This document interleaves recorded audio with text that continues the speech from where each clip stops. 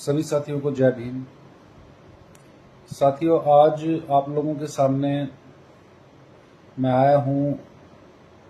सरकार की social media पर सेंसरशिप को लेकर, और आपको बता दूं कि मेरी जो प्रमुख फेसबुक आईडी है उस पर सरकार ने बैन लगा दिया है, उसे बंद कर दिया है। उस फेसबुक प्रोफाइल में मेरे लगभग 42,000 फॉलोअर्स थे तथा उस फेसबुक प्रोफाइल के माध्यम से मैं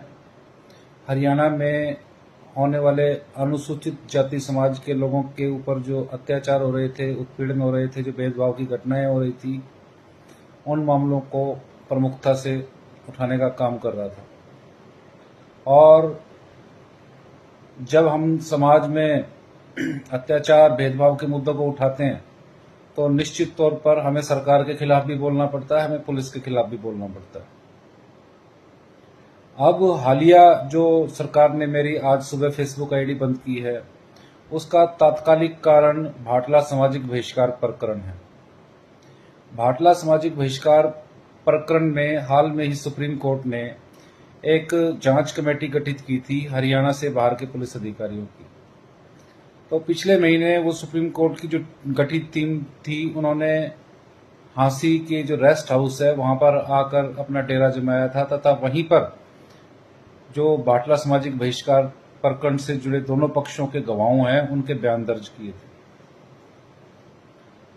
तो इस जांच टीम ने जो जांच की थी उसके बाद गांव में जो हालात थे वो थोड़े से तनावपूर्ण हो गए थे, हालात थोड़े से खराब हो गए थे, जिसके चलते गांव में हमारे एससी समाज के कुछ लोगों ने गांव से पलायन भी किया था। और उससे पहले मैं बताऊं, जिस दिन जांच टीम की जांच का आखिरी दिन था, उस दिन शाम को मैं रेस्ट हाउस गया था टीम को कुछ दस्तावेज सौंपने, और वहां पर जो भाटला सामाजिक बहिष्कार के कुछ आरोपी थे उन लोगों ने मुझे वहां पर थ्रेट करने का काम किया था। मीडिया कर्मियों के सामने ये कहने का काम किया था कि इस वकील ने और मीडिया वालों ने हमारे गांव का माहौल खराब किया हुआ है और इसको हम जिंदा जलाएंगे। तो इस बारे में मौके पर जो भाटला समाज के पीड़ित थे उन्होंने पुलिस में शिकायत भी दी थी, लेकिन पुलिस ने उसमें कोई एक्शन नहीं लिया। इसके बाद जांच टीम के सामने भाटला का एक पीड़ित और बयान दर्ज कराने आता है, और रेस्ट हाउस के सामने जाट धर्मशाला में 2-3 भाटला सामाजिक बहिष्कार के आरोपी बैठे हुए थे, और उन्होंने भी उस पीड़ित को धमकाने का काम किया और ये कहा कि हम यहाँ पर इसलिए बैठे हैं कि हमें ये पता करना है कि कौन कौन से भाटला के दलित हमारे खिलाफ बयान देने आ रहे हैं और हमारे आसपास फटकने पर उनकी टांगें काटी जाएंगी। एज इट इज बात उस पीड़ित ने रेस्ट हाउस में जाकर टीम के सामने बताई। टीम ने पुलिस की सहायता से उन दोनों आरोपियों को अपने पास बुलाया, उनसे पूछताछ की, जहां पर उन्होंने कबूल किया कि हाँ, हमने गलती से ऐसा कह दिया था। तो टीम ने कहा कि कल को तुम किसी को जान से मारकर ये कह दो कि हमसे गलती हो गई है। तो टीम ने उसी टाइम थाना शहर हांसी के एसएचओ को बुलाकर उन दोनों आरोपियों को उनके सुपुर्द किया और एफआईआर दर्ज करने के आदेश दिए। तो इस मामले में एफआईआर भी दर्ज हुई, लेकिन पुलिस ने टीम के आदेशों को ठेंगा दिखाते हुए दोनों आरोपियों को रात को ही छोड़ दिया। इस शिकायत के जाने के बाद से ही गांव का माहौल खराब होने लगा था, जिसके चलते गांव के 11-12 आदमियों ने 3-4 दिन पहले गांव से पलायन कर दिया था। इस पलायन की खबरों को हमने मीडिया को देना चाहा और मीडिया को नोट बनाकर भेजे, वीडियोस दी, फोटोज दी कि भाटला गांव में इस तरह से दबंगों के डर से सामाजिक बहिष्कार के जो पीड़ित हैं वो गांव छोड़ने का काम कर रहे हैं। तो हांसी पुलिस के एसपी के आदेश पर वहां के जो पब्लिक रिलेशन ऑफिसर थे उन्होंने हांसी के सभी प्रिंट मीडिया और इलेक्ट्रॉनिक मीडिया, यूट्यूबर्स को बुलाकर उनको थ्रेट करने का काम किया, धमकाने का काम किया कि भाटला सामाजिक बहिष्कार से संबंधित कोई भी खबर या रजत कल से संबंधित कोई भी खबर अखबार में या सोशल मीडिया पे नहीं चलाई जाएगी या यूट्यूब पे नहीं चलाई जाएगी। तो अब हमारे पास कोई और विकल्प बाकी नहीं था जब मीडिया ने पैर खींच लिए। हालांकि हमारी कुछ खबरें हांसी हिसार से बाहर के जो अखबार थे उन्होंने छापी थी और उन खबरों को, अखबारों की कटिंग्स को हम सोशल मीडिया पर प्रमुखता से जगह दे रहे थे, उनको छाप रहे थे, पब्लिश कर रहे थे, पोस्ट कर रहे थे।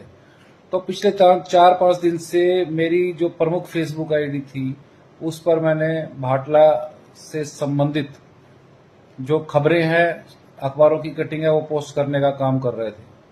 तो सरकार को इस बात से बड़ी परेशानी थी कि हमारी तमाम रिस्ट्रिक्शन के बावजूद भी भाटला की खबरें भाटला और हांसी से बाहर कैसे निकल रही हैं, लोगों तक कैसे पहुंच रही हैं। तो आज सुबह उठकर, जैसे ही मैं सुबह उठकर एक पोस्ट करता हूं और मैंने पोस्ट की तो मैंने देखा 1 घंटे बाद भी उस पर कोई रिएक्शन नहीं आया है। तो मैं नोटिफिकेशन में गया तो नोटिफिकेशन में मैंने देखा कि मेरी जो नोटिफिकेशंस हैं उन नोटिफिकेशंस में लिखा हुआ था कि आपकी कुछ चुनिंदा पोस्टों को फेसबुक ने बैन किया है, रिस्ट्रिक्ट कर दिया है। उसके पीछे कारण ये दिया गया है कि हरियाणा सरकार के लीगल इन्फोर्समेंट डिपार्टमेंट ने फेसबुक को रिक्वेस्ट भेजी थी कि इन पोस्टों को रोका जाए। तो देखिए, हमारी पोस्टों को रोकने के लिए हरियाणा सरकार का जो लीगल डिपार्टमेंट है वो फेसबुक को चिट्ठी भेज रहा है, ऑनलाइन मेल भेज रहा है कि इसकी पोस्टों को रोक दीजिए, क्योंकि कारण ये दिया जा रहा था कि ये हमारी सरकार की पॉलिसीज के खिलाफ है और मानवाधिकार के खिलाफ है। एक मानवाधिकार की रक्षा करने वाले दलित अधिकार कार्यकर्ताओं की पोस्ट को मानवाधिकार के खिलाफ बताया जा रहा था। और सबसे दुख की बात यह है कि ये रिक्वेस्ट भेजने वाले वो लोग हैं जो सबसे ज्यादा हरियाणा में मानवाधिकार का उल्लंघन करने वाले हैं। और उससे भी ज्यादा दुख की बात यह है कि फेसबुक उनकी बात को मानकर हमारी फेसबुक की पोस्ट को रिस्ट्रिक्ट कर रही है। इतना ही नहीं, मुझे पता चला कि दूसरे लोगों की फेसबुक पर मेरी फेसबुक आईडी दिखना बंद हो गया है। जब उन्होंने मेरी फेसबुक खोलने की कोशिश की तो पेज नॉट फाउंड दिखाया जाने लगा और अभी तक ऐसा ही है। अच्छी बात यह है कि मेरी एक अल्टरनेटिव फेसबुक अकाउंट और है जिस पर मेरा फोटो लगा है, और जो मेरा फेसबुक अकाउंट बंद किया गया है उसमें मैं वकील की ड्रेस में था, और ये वाले जो मेरा फेसबुक अकाउंट चल रहा है दूसरा, उसमें मैं एक सामान्य ड्रेस में हूं। तो मेरी जो अब मैं फेसबुक, लेकिन इसमें केवल 8,000 के करीब फॉलोवर्स हैं, उसमें 41,000 के करीब फॉलोवर्स थे। तो हरियाणा सरकार ने इस तरह से हमारे जो अपनी अभिव्यक्ति है, अपने विचार है, सोशल मीडिया पर डालकर हम अपने लोगों तक पहुंचाने का काम कर रहे थे, उस पर सेंसरशिप लगाने का काम किया है, उस पर बंदिश लगाने का काम किया है, जो संविधान के खिलाफ है, संविधान के आर्टिकल 19 के खिलाफ है। तो मेरा आप लोगों से अनुरोध है कि हरियाणा सरकार का ये जो एक गैर कानूनी कार्रवाई है, असंवैधानिक कार्रवाई है, इसके खिलाफ आप लोग आवाज उठाएं। मेरी इस वीडियो को ज़्यादा से ज़्यादा शेयर करने का काम करें, लोगों तक पहुंचाएं, ताकि पता लगे पूरे देश को, पूरी दुनिया को, पूरे प्रदेश को कि किस तरह से सरकार हम लोगों की आवाज को दबाने में लगी हुई है, किस तरह से हम लोग जायज बात भी उठाने के लिए रोके जा रहे हैं। तो साथियों, आप सबसे अनुरोध है कि इस वीडियो को ज़्यादा से ज़्यादा शेयर करने का काम करें, ताकि जिन मकसदों के लिए हम लोग अपनी आवाज़ उठा रहे हैं वो लोगों तक पहुंच सके, और हरियाणा सरकार की इस कुत्सित कार्रवाई की चौतरफा निंदा होनी चाहिए। सभी को जय भीम, जय भारत।